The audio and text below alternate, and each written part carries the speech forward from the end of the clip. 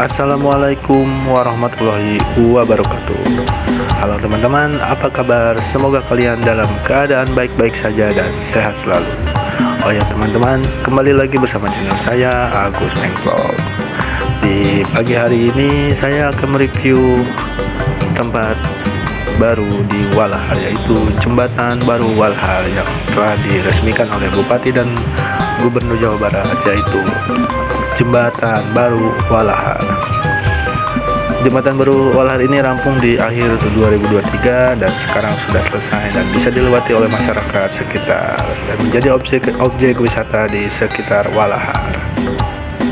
Oh ya teman-teman, jangan lupa like, komen, dan subscribe-nya agar saya lebih semangat lagi untuk membuat video dan konten selanjutnya. Terima kasih. Wassalamualaikum warahmatullahi wabarakatuh.